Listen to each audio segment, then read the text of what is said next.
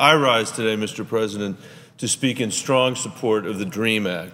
The DREAM Act will enable some of the best and brightest young people who have graduated from our schools to serve in the armed forces and to excel in college and their careers. And the DREAM Act actually raises revenue to reduce our deficit. And it's for these reasons that the DREAM Act has a history of bipartisan support, and why I urge my colleagues to support this bill today, both Republicans and Democrats. I have been a strong supporter of comprehensive immigration reform that will secure the border, reform our broken family and employment visa systems, address employers who willfully break the law, and require the undocumented to register and become legal, pay a fine, pay their taxes, learn English, and pass criminal background checks. Unfortunately, Washington has been unable to get comprehensive immigration reform done, even as our immigration system becomes more and more broken. As a result, we need to look at smaller measures to make sure that we are addressing the immigration issues that can't wait.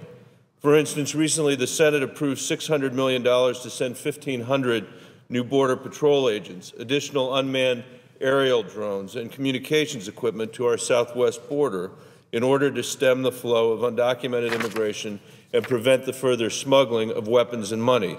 This is an effort that I supported. The DREAM Act is another step toward improving the overall system. It is a program targeted for a relatively small, defined, select group of immigrants who are currently in this country with few options through no fault of their own. These are students and graduates of our schools who did not choose to come here, but have succeeded and begun to contribute to our country. This debate is about whether a child who's excelled in the classroom has the opportunity to attend college and later contribute to society as a tax-paying citizen.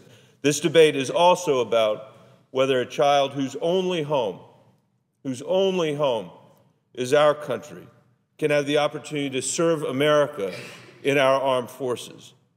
And it's about whether it makes good fiscal sense to have our government invest in the education of these young people and generate what the Congressional Budget Office estimates to be $1.4 billion in savings through new revenues to be generated when these kids enter our workforce armed with an education or valuable military experience. Each year, roughly 65,000 United States-raised students who would qualify for the DREAM Act's benefits graduate from high school.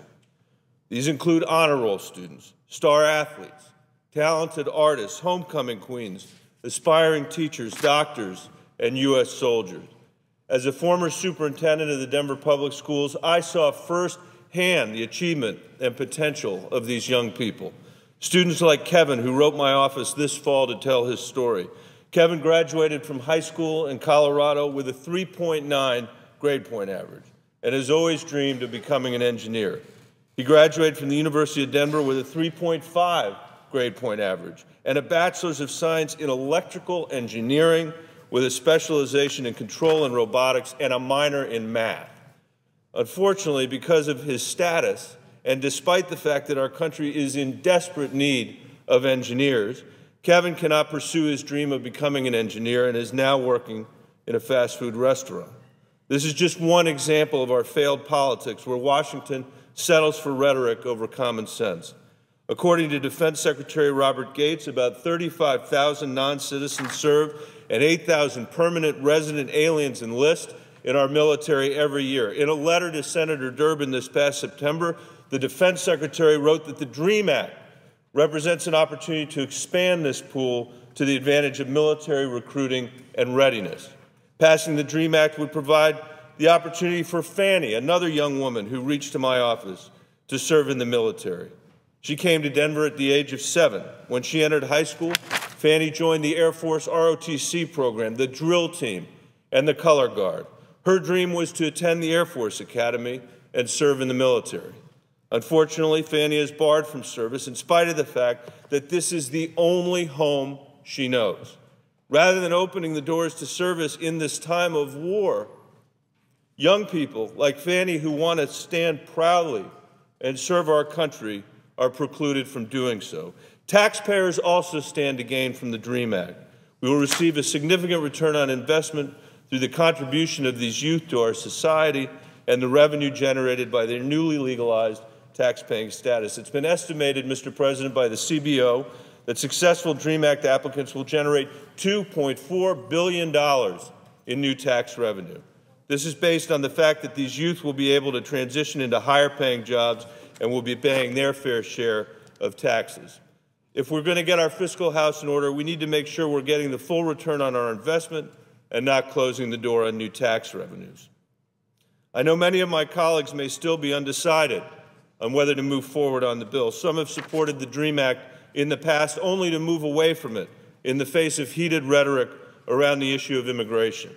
I ask that before any of you make a final decision, that you step back and take a fresh look at the facts and the reality facing these youth. Support for the DREAM Act is not only a matter of conscience for me, since it's the right thing to do, it's also a practical solution. Continued delay is an irresponsible waste. We owe it to the taxpayers who have invested in the education of these youth, the teachers who have fostered their developments, and our military who can benefit from these new recruits to move forward on the DREAM Act. I plan to vote yes and strongly urge all my colleagues to do the same. Thank you, Mr. President. I yield the floor.